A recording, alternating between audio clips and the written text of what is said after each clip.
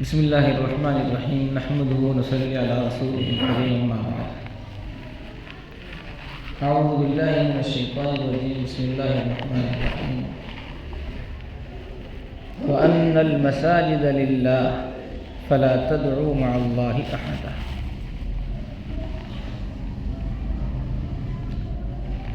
عزیزوں اور دوستو، کوئی بھی حادثہ پیش آتا ہے،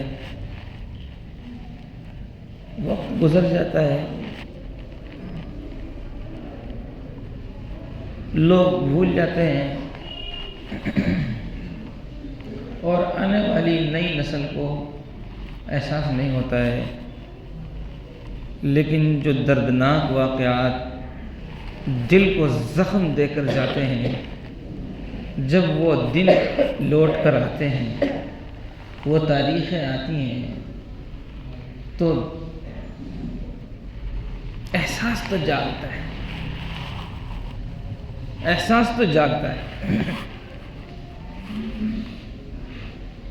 آج سے 32 سال پہلے ہم لوگ دہلی میں پڑھتے تھے، اور مدرسے کی چار دیواری کچھ اس قسم کی ہوتی ہے کہ سیاست سے، ملک کے حالات سے واقفیت نہیں ہوتی ہے طلبہ، اور اس دور میں تو اس چیز کا اہتمام ہوتا تھا کہ مدرسے کے باہر کا ماحول کیا ہے، مدرسے کے اندر کے عملہ کو اس کا علم نہ ہو، تاکہ پڑھنے والا یکسوئی سے پڑھے اور پڑھانے والا یکسوئی سے پڑھائے۔ اس لیے اندر کے عملہ کو کچھ پتہ نہیں تھا۔ فجر کی نماز تھی، اور فجر کی نماز میں ہمارے استاد حضرت مولانا فضل الرحمن صاحب رحمۃ اللہ علیہ امامت فرما رہے تھے، لیکن قرآن پاک پڑھنے میں آواز بھرا رہی تھی۔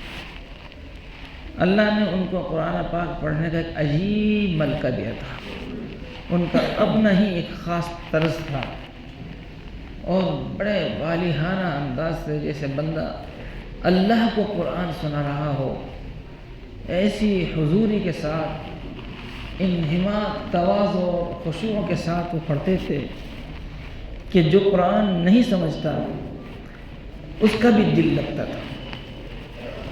لیکن آواز نے اس دن بتایا کیا بات ہے، کیا کوئی بات ہے۔ اب جب وہ رکوع میں گئے تو ہمارے استاد محترم مسجدوں میں بہت زیادہ موٹی بچھات کے قائل نہیں تھے، ان کو یہ مسجدوں میں موٹی موٹی قالین ان کو پسند نہیں تھی، وہ سخت، اور یہ جو باہر ہمارے یہاں بچتا ہے نا، یہ دری، اچھی والی دری، عمدہ والی دری، وہ بچھانا پسند کرتے تھے، لیکن گدوں کے قائل نہیں تھے۔ اسی طریقے سے ایک قالین کا ایک مسلح، سخت قالین ان کے بچتا تھا۔ ایسے ہماری طرح آج کل کے ماحول کئی مسلح گدے بچھے ہیں، یہ نہیں تھا۔ تو جس وقت حضرت رکوع میں گئے تو ان کے آنکھوں سے جو آنسو ٹپک ٹپک کر ٹپکے کی آواز بن رہی تھی، وہ مسجد میں گونج رہی تھی۔ وہ اتنا رو رہے تھے نماز میں کہ رکوع میں جب وہ گئے تو آنسو سے پٹ پٹ پٹ پٹ کی آواز پوری مسجد میں آ گئی۔ اللہ خیر کرے کیا ہوا، سلام پھیرنے کے بعد وہ کھڑے ہوئے اور انہوں نے یہ دردناک حادثہ سنایا کہ کل بابری مسجد کو توڑ دیا گیا۔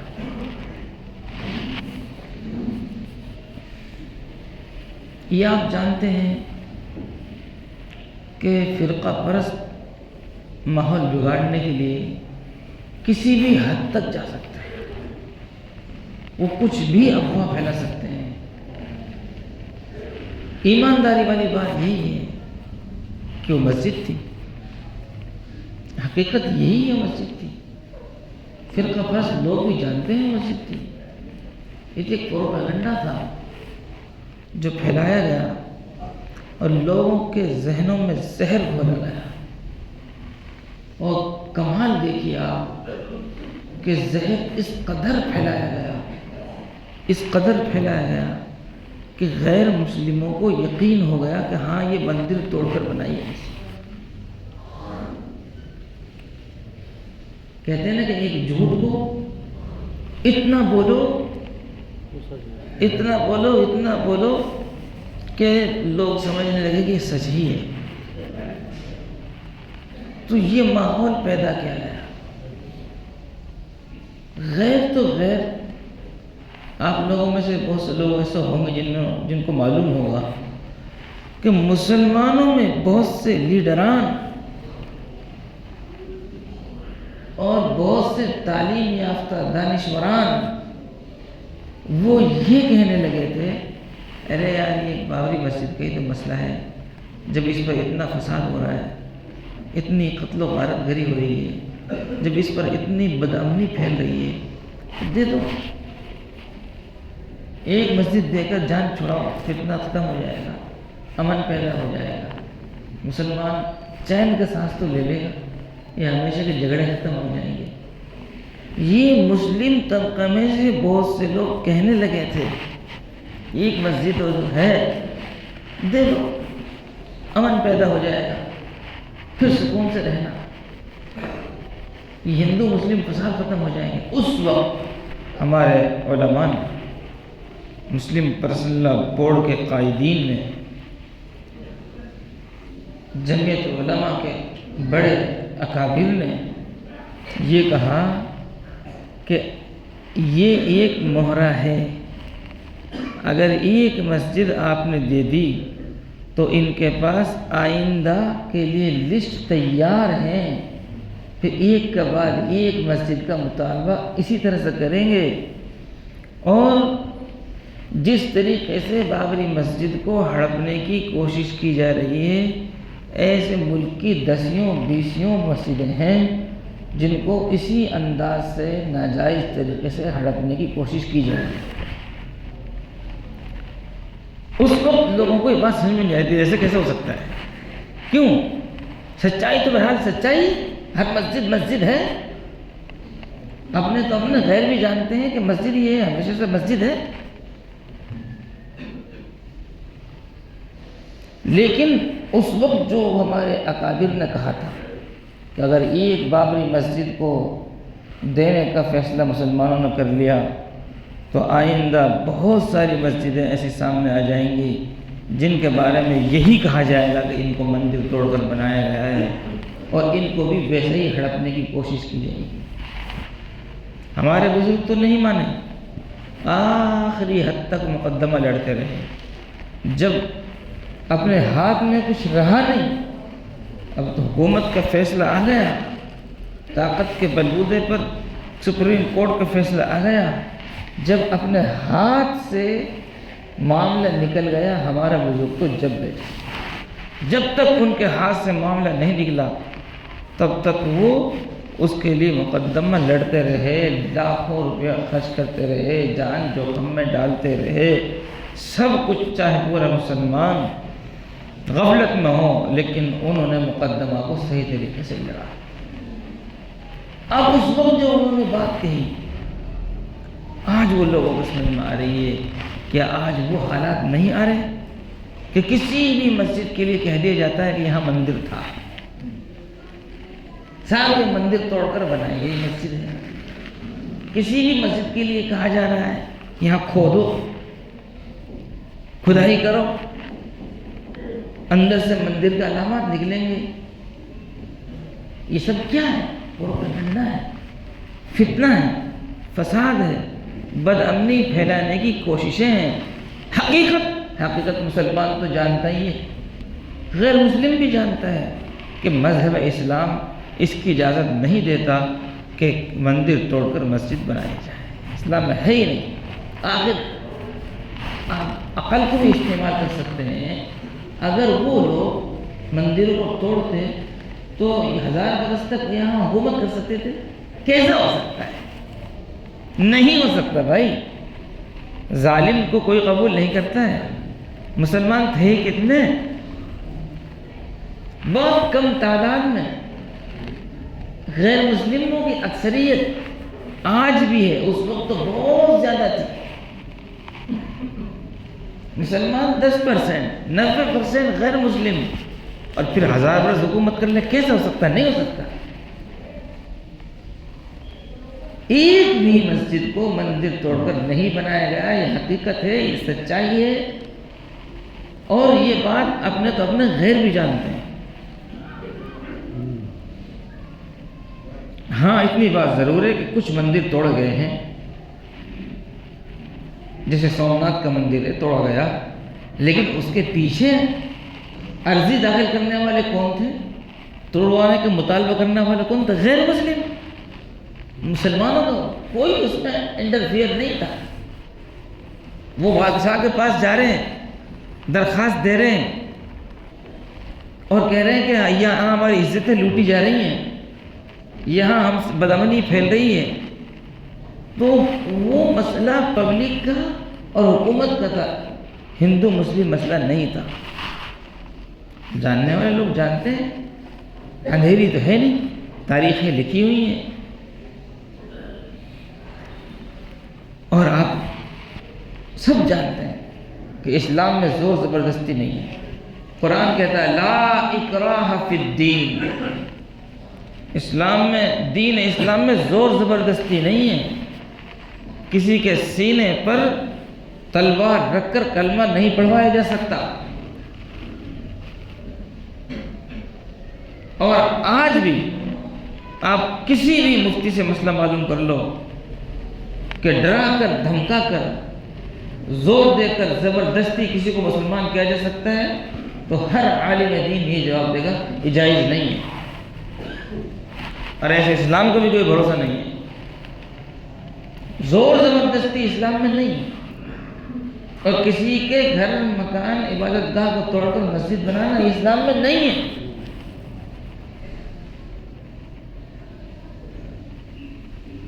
آپ تو مسجد بنانے کی بات کر رہے ہو. نماز پڑھنے کے لیے مولوی کہہ سکتا ہے، ڈنڈے کے زور پر نہیں پڑھوا سکتا. مفتی سب سے بڑا، شہر کا جو پورا سب سے بڑا مفتی ہو، اس کے پاس جاؤ، وہ کہے گا کہ نماز پڑھنا فرض ہے، نماز چھوڑنا منافقت ہے، نماز چھوڑنا کافروں والا عمل ہے. مسئلہ بتائے گا، لیکن کسی ایک بے نمازی کو زور زبردستی سے وہ نماز نہیں پڑھوائے گا. یہ کہا جاتا ہے کہ بیت اللہ سے بیت اللہ کا امام افضل ہے، مسجد سے مسجد کا امام افضل ہے. نماز تو پڑھائے گا، وہ نماز پڑھنے کے لیے کہے گا تو صحیح، لیکن امام ہوتے ہوئے بھی کسی کا گریبان نہیں پکڑے گا چل نماز پڑھ. نہیں، زور زبردستی نہیں ہے. کہا جائے گا، سمجھایا جائے گا، بتلایا جائے گا، ترغیب دی جائے گی، لیکن گن پوائنٹ پہ نماز نہیں پڑھائی جائے گی. جب نماز نہیں پڑھا سکتے تو مسجد بنا سکتے ہیں. آپ سوچو تھوڑی دیر، سب سے بڑا عالم اور وہ گن پوائنٹ پہ نماز نہیں پڑھا سکتا کسی کی زبردستی، مسجد بنا دے گا. جب نماز میں زور زبردستی نہیں ہے، جب فرض ہے، مسجد سے بڑی چیز ہے، مسجد سے بڑی چیز نماز ہے. جب نماز میں گن پوائنٹ نہیں ہے کہ آپ زبردستی جو ہے نا تلوار رکھ کر کے یہ لوگوں سے نماز پڑھو، تو مسجد میں کیسے ہو سکتا ہے جو اس سے کم درجہ ہے. تو میرے عزیزوں اور دوستوں، افسوسناک بات ہے کہ لوگوں نے پروپیگنڈا پھیلایا اور اتنی آوازیں اٹھائی کہ مندر توڑ کر مسجد بنی ہے، مندر توڑ کر مسجد بنی ہے، اتنی آوازیں اٹھائیں، لیکن مسلمانوں نے مقدمہ پوری طاقت اور قوت اور شواہد اور گواہی کے ساتھ لڑا کہ سپریم کورٹ اپنے فیصلے میں یہ کہنے پر مجبور ہوا، فیصلہ تو ہمیشہ کے لیے لکھا ہوا محفوظ ہے نا، آپ پڑھ سکتے ہیں، اس میں لکھا ہی گیا ہے کہ یہ مسجد شروع سے مسجد ہی تھی، مندر توڑ کر نہیں بنائی گئی، لکھا گیا اس میں، فیصلے میں آج پڑھ سکتے ہیں آپ، یہ حق ہے اور اللہ کی قدرت ہے کہ اللہ نے ظالم سے لکھوایا۔ لیکن مسئلہ یہ ہے نا جی، جب حکومت، اقتدار، عدالت سب پر طاقت حکومت غاصب ہو تو پھر تو فیصلے بھی ان کے ہوں گے۔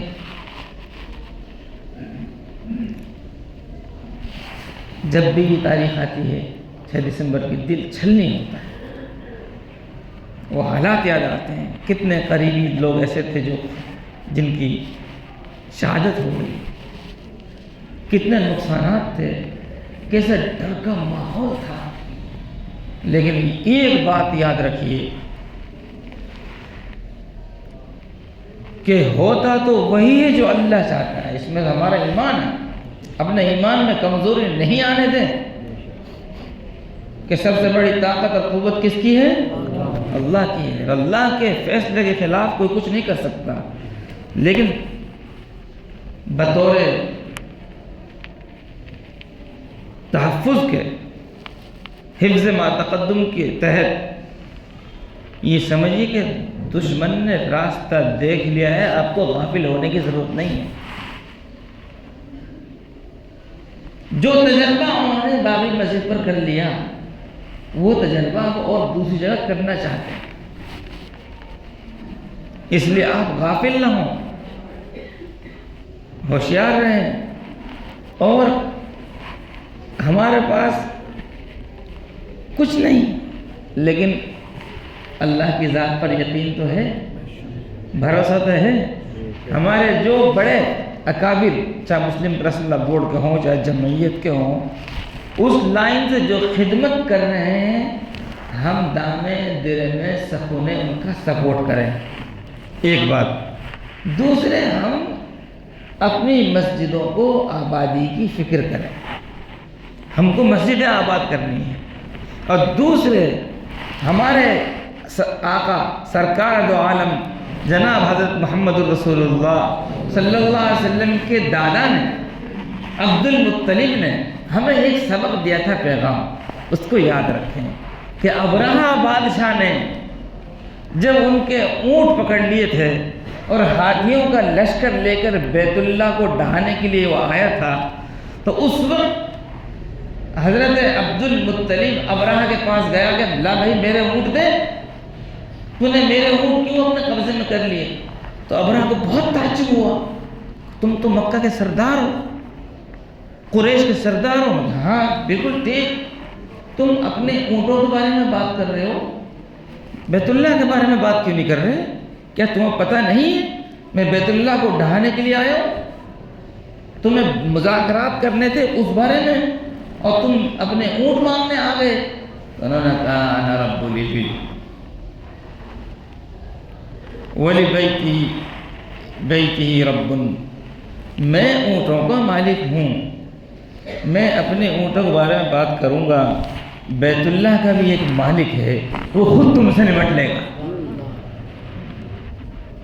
کیا یقین تھا، کیا بھروسہ تھا اللہ پر۔ اس لیے ہم اپنی مسجدوں کی آبادی کی فکر کریں اور اللہ سے دعا کریں، اے اللہ تو اپنے گھروں کی خود حفاظت فرما۔ تیرے حبیب کے دادا نے اب تیرے گھر کی حفاظت کے لیے کوئی فوج تیار نہیں کی تھی، وہ دیکھ رہا تھا سامنے کتنی بڑی طاقت ہے، لیکن اس کو یقین تھا کہ اس سے بڑی طاقت آپ کی طاقت ہے۔ ہم آپ کی بارگاہ میں دعا کرتے ہیں، یا اللہ یہ تیرے گھر ہیں، ان تیرے گھروں کی تو ہی حفاظت فرما۔ اپنے مسجدوں کی آبادی کی فکر اور ان کی حفاظت کی اللہ سے دعا، اور غفلت کی زندگی سے پرہیز، غافل نہ رہیں۔ اور میرے عزیز میرے دوستوں، میں نے پہلے بھی کہہ دیا تھا کہ ہمارے یہاں دو طبقے ہو گئے ہیں کہ ایک طبقہ سمجھتا ہے کہ ہمارا کام مسجد بنانا، نماز پڑھنا نہیں. دوسرا طبقہ سمجھتا ہے ہم نماز پڑھیں گے، مسجد کی تعمیر میں ہمارا کوئی حصہ نہیں. نہیں بھائی، دونوں ایک ہی کام ہے، دونوں کا کام تعمیر ہے. اینٹ پتھر کی چنائی کو بھی تعمیر مسجد کہتے ہیں، ذکر نماز تلاوت سے مسجد کو آباد کرنے کو بھی تعمیر مسجد کہتے ہیں. تعمیر مسجد میں دونوں کام ہیں. اس چیز کو، فرق کو ختم کرنا چاہیے. ایک طبقہ سمجھتا ہے ہم مسجد میں نماز پڑھیں گے، تلاوت کریں گے، عبادت کریں گے، ذکر کریں گے، 2 روپے نہیں دیں گے. اور ایک طبقہ سمجھتا ہے کہ مسجد کا خرچہ صرف ہم برداشت کریں گے لیکن نماز نہیں پڑھیں گے. یہ دونوں غلط ہیں. دونوں کو ملا کر تعمیر مسجد کہا جاتا ہے. مسجد کو ذکر سے، نماز سے، تلاوت سے آباد بھی کرنا اور ساتھ ساتھ اس کی تعمیر میں بھی حصہ لینا.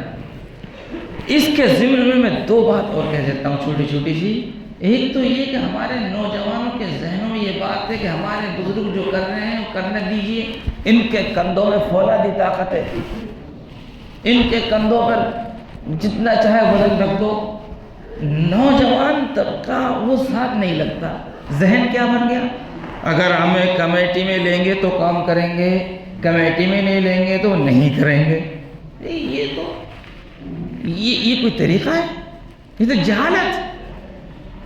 ہر شخص یہ سمجھے کوئی کمیٹی میں لے نہ لے، مجھ سے جو خدا کے گھر کی خدمت ہو سکتی ہے میں خدمت کروں گا. یہ مزاج ہونا چاہیے. دوسرے یہ پانی اپنے ہی پیروں میں نہیں پڑنا چاہیے کہ غیروں سے مسجدوں کی حفاظت کے لیے تو ہم کوشش کریں، دعائیں کریں اور خود مسجدوں کو پیچھے پڑ جائیں، خود مسجدوں کو نقصان پہنچائیں. جتنی بھی ہمارے ملک میں مسجدیں ایسی ملیں گی جن پر یہ حالات آئے، جن کو توڑا گیا، یہ توڑے جانے کی کوششیں ہو رہی ہیں، وہ وہی مسجدیں ہیں جن میں پہلے مسلمانوں نے جا کر عدالت میں جا کر شکایت کی ہے، بعد میں حکومت کو راستہ ملا ہے. اس لیے میرا عزیز میرے دوستو، یہ اللہ کے گھر ہیں، ان کا ادب کرنا، ان کا احترام کرنا اور ان کی حفاظت کرنا یہ ہماری مذہبی ذمہ داری ہے، یہ ہماری ملی ذمہ داری ہے. کل ہی ایک میں حدیث پڑھ رہا تھا، وہ بات بڑی ہو جائے اس کو میں نقل نہیں کروں گا، خالی اس حدیث کا مفہوم سنا دیتا ہوں کہ اللہ تبارک تعالیٰ یہ فرماتا ہے، حدیث قدسی ہے کہ میں عذاب کا فیصلہ کر چکا ہوتا ہوں لیکن مسجدوں کی تعمیر کرنے والے، مسجدوں کی تعمیر کرنے والے اور ساتھ 2 عمل اور بتائے کہ ان کی وجہ سے میں اپنے عذاب کو واپس اٹھا لیتا ہوں. اللہ کہہ رہا وَأَنَّ الْمَسَاجِدَ لِلَّهِ، مسجدیں ان کا مالک اللہ ہے. مسجد کمیٹی نہیں ہے کہ یہ مسجد کمیٹی کا ممبر ہے اس کو ستا دوں، اس پر مقدمہ کر دوں. نہیں، مسجد اللہ کی ہے. مسجد کس کی ہے؟ اللہ کی ہے. اس لیے میرا عزیز میرے دوستو، اپنی مسجدوں کو آباد کرنا، اپنی مسجدوں کی حفاظت کی فکر کرنا، اپنی مسجدوں کی تعمیر کرنا، یہ ہماری مذہبی اور ملی ذمہ داری ہے. ہم اس کو اپنے فرض کو ادا کرتے رہیں. اگر ہم اس میں کچے نہیں پڑیں گے تو انشاءاللہ پھر اللہ کی مدد ویسی آئے گی جیسے ابرا کے لیے اللہ تعالیٰ نے ابابیلوں کو لشکر بھیج دیا تھا. اور اگر ہم کمزور پڑیں گے، ہم خود تو گڈھے کھودتے رہیں اور اللہ سے مدد کی امید رکھیں تو تل کا مانی ہوں. یہ بس خالی ایک امیدیں ہیں، عمل کچھ نہیں، خود ہی گڑھے کھود رہے ہیں اور اللہ کی مدد کا انتظار کر رہے ہیں، ایسا کچھ بھی نہیں ہوگا. لہذا اپنی مسجدوں کی تعمیر، اپنی مسجدوں کی حفاظت، اس کو ہم اپنی مسجدوں کی آبادی اپنا مذہبی اور ملی فریضہ سمجھیں اور اس ذمہ داری کو ادا کرنے کی کوشش کریں. اللہ ہم سب کو صحیح معنی عمل کی توفیق عطا فرمائے. وآخر دعوانا الحمدللہ.